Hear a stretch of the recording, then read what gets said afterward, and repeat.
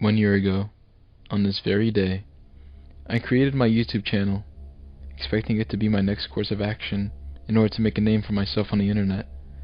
I sat on my computer for hours, stupidly making a bunch of videos as my first upload, when I really should have been separating them. Despite the wave of videos, the last one I uploaded that day would prove to be the one to catch sparks, and be the pioneer for future videos in the same light. A Sad Score on Halloween mini show was created in about 30 or so minutes, including the planning, and ended up running for only 6 seconds. I made it on the same day as my channel creation, on MS Paint with a mouse and pitched up voices. This would soon become the process for all of my features. That little tune at the end is not something I made. It's actually a sound effect from the Cry of Fear sound bank, just sped up to sound like an outro. This was actually my first proper animation in years, since for a while I just stuck to making only drawings to patch up the lack of an animation program. But then I figured, wait, the animation program is right in front of me. After reviewing the animation, I uploaded it, and felt like I made enough of a name for myself for one day. The views didn't quite roll in yet. It appeared on maybe 20 or so people's recommendation lists, but on my end, I felt like this was the first step to something that needed to be made. The name Creature Features actually didn't roll in until I created the fan favorite Bloody Mary flick a couple months later. If you look at my earlier videos, everything is so different because I was trying to see what I liked doing and what I would focus on doing. However, you can see the blueprint for many things to come. One of the main things I picked up was to make short animations with no relations to one another and put them all in a catalog together, almost like a party mix for video genres. Some were cute, some were creepy, and others were really gory. My features ended up being well received to my standards, and today my magnum opus, Niptomaniac, stands at 1.2k views, with Sad Score on Halloween standing right behind it at 1k views. I know these aren't very big numbers for YouTube standards, but for me, this is absolutely insane. Hopefully one day they can grow even bigger. If you haven't watched the Creature Features catalog, in the description below, I'll include a link to the playlist with the entire series within it. If you choose to binge it, the watch time is about 28 minutes and 54 seconds. You can pause this video and come back when you're done, or don't, it's up to you. I will probably be spoiling these videos, so strap in for that if you haven't seen them. Other than that, please enjoy this retrospective of Creature Features 1 year later.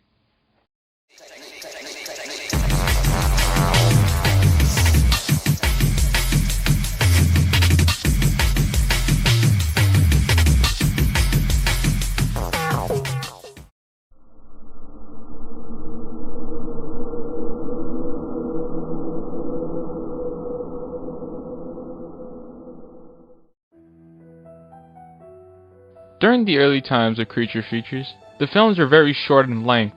One was even only 8 seconds long. Back then I was just trying to convey a feeling, rather than a depthful, meaningful emotion. These films were easy to consume, and were the most popular at the time. The best feature from this era was Bloody Mary. I have done multiple votes for what was the best creature feature, and every single time this one would climb to the top, or be near the top. I personally think it's one of my best works from this era, and I think it deserves its own deep dive. Bloody Mary, like my other films, was completed in a day. About 40 minutes to create, plan, and produce. The idea sprawled from a previous video made a month before called Gajarino's Trail, an urban legend story about a troublemaker girl who eventually gets what's coming to her in a brutal fashion and becomes a ghost that haunts a trail at night. At this time, I was thinking about making an animation that featured an urban legend entity, and figured that Bloody Mary would be the best shoe to fit into. Funny enough, she never makes an appearance in this animation, at all. In fact, she's only mentioned by name by the twins. People assume that the brothers summoned Bloody Mary, and it resulted in the death of his sister, but I never really confirmed if Bloody Mary herself did it or not. This video was very vague. To the fact that the twins never say their names, where they are, and why they look so weird compared to my other characters. Everything is just determined by the viewer's perception, and I would follow this concept for a couple other videos. I like this concept of viewer-formed horror, where the viewer is actively scaring themselves rather than me outright doing it. However, I won't lie and say I haven't put some cheap jump scares in my videos just to Oh, I got you, motherfucker. I knew I should scared you. some cheap jump scares in my videos just to scare you guys. But hey, it's all just in fun. Besides that, If you ever wondered why the twins look so strange compared to how I usually draw bunny characters, it's because they originate from a design I made 2 years prior for a cancelled stop-motion animation. I kept them because it was a simplistic design to draw, and for the first decently timed animation that was completely made from my tools alone, except for the music, I wanted to compromise anything I could. Both of the twins are done by me, to the surprise of many of my viewers who thought I hired actors. They are, again, just me pitching up my voice to make it sound more cartoonishly young. It ended up working better than I expected, and I think the voices still hold up pretty well, even after 1 year. Another very well received film from this era was Retrospective, featuring a naked bunny character and a scary story. This video would actually be the pioneer for future text-heavy features like the Megan Corberry case and the Ultramarine experiment. You see, I've always loved scary stories and creepypastas, so I figured, why not make a scary story and just upload it to be a part of the series? I spent a lot of time getting the perfect frame for an eerie-looking photo. I still think to this day that this drawing is better than the one I created for the reboot, but maybe that's me. The image was created first, then the story was written, and admittedly, I think it's pretty bad. Although, it's history, so I must preserve it. The entire video praised that you didn't know the weird black thing was there, while also being in plain sight. It was a really dumb gimmick, and I figured that something better could be made with this same premise. So instead of just taking a loss, I instead just entirely rebooted it and gave it a new premise that I think is 1,000,000,000 times better than the original. Instead of trying to have a gimmick, the story was shifted to be about the photo itself, leading to probably one of my favorite lines I've ever written. I still think this is the definitive version of this creepy little story, but I will keep the original up to preserve it. I don't quite remember how long it took to make Reverarete, but it was about the same amount of time as my other features. I don't think I'll ever provide reboots to any of my other features because I think they're fine how they are, but I won't quote myself on that. To wrap things up, this was a simpler time in the creature feature's lifetime, and as of recently, I've tried to return to that simpler time with shorter animations. You guys will be the judge if I did good or not though. Anyways, on to the next segment.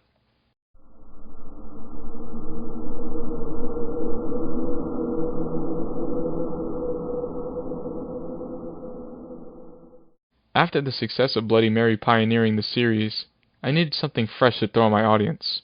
Something to shake them up worse than Bloody Mary did. Something more closer to home. Something real. Something that will completely turn your fucking... While this story is definitely made up, it's inspired by forensics timelines for crime scenes. For this feature, I went for a more realistic setting, which began the middle era of creature features, where stories were longer and more deeper than they previously were. Instead of just making the viewer just feel fear, I wanted them to experience dread, and this project was just going to do the trick. Just in time for Valentine's Day. Yeah, I actually uploaded this on Valentine's Day. Can you believe that? The Megan Corberry case is secretly a story about how love truly blossoms. Not really. I've been told this one was the scariest feature of them all. This was before Ultramarine released, but we'll get to that later. This feature was extremely text-heavy, and I was close to narrating this myself. However, I figured the lack of a narrator was better. I don't know, you guys tell me. Should there be a narrator for these types of videos? I think it kills the atmosphere, especially when you know exactly what my voice sounds like by now. Anyway, in this feature, we take a front seat to the Megan Corberry case, where she was brutally stabbed nearly to death by a mysterious suspect that was trying to go for a separate target. It was a simple premise, but the details were what made it spooky, and thanks to this video, we have one of the best freeze frames in the series. How dreamy. The reception from this feature was fantastic, so in suit of text-heavy features, I made a reboot of Reverarete in a similar fashion, and it was way better than the original. While this was being consumed very fondly by everyone who had watched it, this channel wasn't made for only these kinds of videos. So I made something even scarier than both of these videos combined. Grunge the Zombie Cat Goes to Work. Yeah, so I figured I had too many scary bloody videos out, so I freshened things up with a very cute and harmless video. Grunge had been a fan favorite ever since I made him. He even made Fiend of the Year 2024. I felt like he deserved his longer view in the spotlight, other than just slideshows and mini videos. People loved this animation, and admittedly, it was a fresh air from all the scary stuff. This video had me up at 5 in the morning creating it, before I finally completed it. And to stop the questions that I still get to this day, no, The grunge meow is not a stock sound effect. I made it myself. See? I'm a natural. Sadly, after this animation, creature features went into a silence, as I created other things in the meanwhile, trying to build up my fame to have more viewers.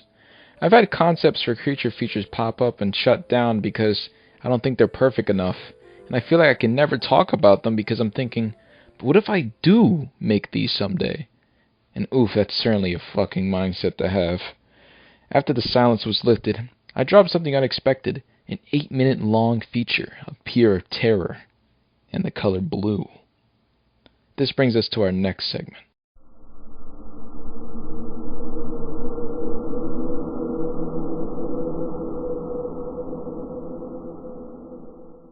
After the silence, part 1 of the Ultramarine experiment is released, taking the crown of the scariest feature in the catalog. This film had people moving away from their screens and turning the volume down in fear.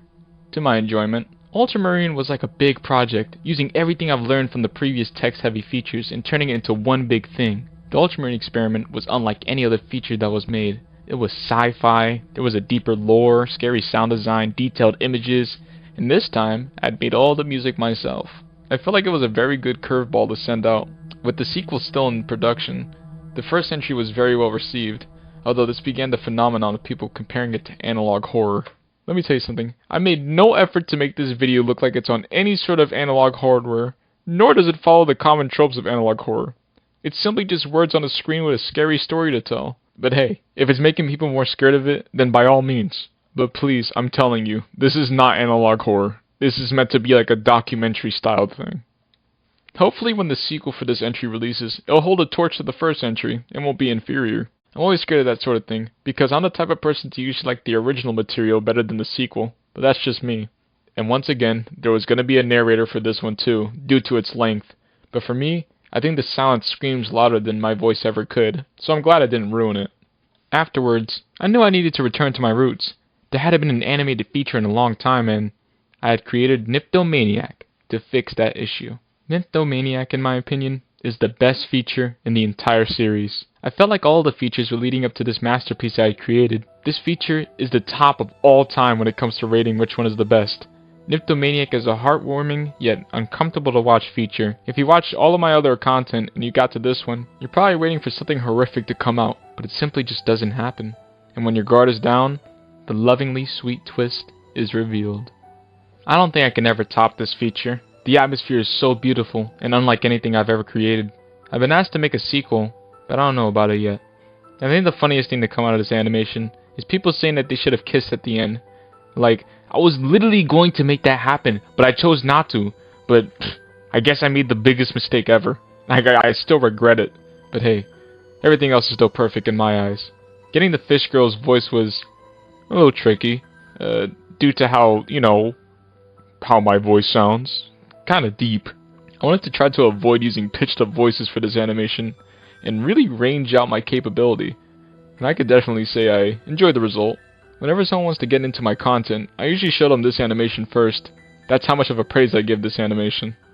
After that feature was well received, I wanted to return to my roots, and pump out animations that felt closer to the energy of the earlier videos, rather than my latest. So I made 2 animations starring this curious black pussycat and pretty face, pretty girl. I really enjoyed returning back to my roots of strange, easy to consume animations that leave you scratching your head afterwards. It was a breath of fresh air. This was around the time I realized that the creature feature fans have split up into 3 categories. The fiends who like the simpler and straight to the point features, the fiends who like the more detailed and longer features, and the fiends who really just want to eat up anything they can get. So now, I'm making my duty to serve all 3 of those groups by constantly moving back and forth between eras. My next upcoming feature will feed the fiends who like the longer stuff, since I've already given the other 2 plenty of food. As of now, that's all the creature features history to go over. I've never been covered by any other channels or anything similar to push me out anywhere, so all the history is now in-house until some random big YouTuber sees my content in the rubble and takes a look at it. In these times, that's like one of the only ways to get popular on this site. I'm so happy that so many of you have stuck along with this series and enjoyed it. It's far from being over. In fact, it's only just started. In the comments below, feel free to tell me which creature feature is your favorite, or which ones you want to see be remade or have a sequel or something. And if you want, show creature features to your friends. Maybe they'll like it. I don't know. I'm very grateful to have all of you here. Almost forgot. I think I finally found the way to make creature features perfectly accessible for everyone. I've cooked up this pitch to demonstrate my ideas. How about you take a look?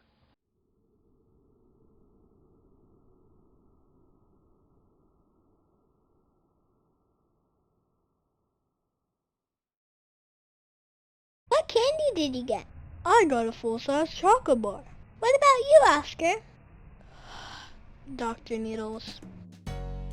Creature Features Jr. Created by glmybraptor and Scissor Kitty. All of your favorite creature features now suitable for all ages. Wow! Classics such as Meanie Mary. You gotta do it, or you're rotten egg. Schoolyard Terror. He took out his crayons and snapped them. Playground Maniac. What favorite lollipop is that? It's blueberry. The Ultra Fun Experiment. And much more. Created by glmybraptor and Scissor Kitty. It's only a concept for now, okay? Anyways, I hope you all enjoyed the video and the features I've created. I'll see you again someday. Happy 1-year anniversary to Creature Features, and thank you for changing my career. Scissor Kitty loves you.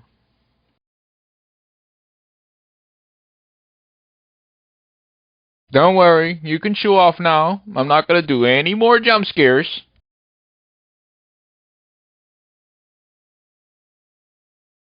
I promise, just go ahead. Click off the video.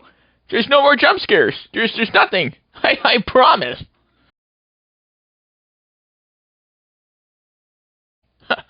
You really know how to test a motherfucker. I'm telling you, there's nothing left of the video. You can go off and click off.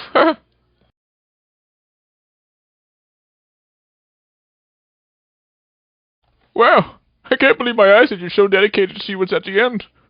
Okay, fine. You know what? Take it. I will show you exactly where I left at the end. Ready? 3, 2, 1.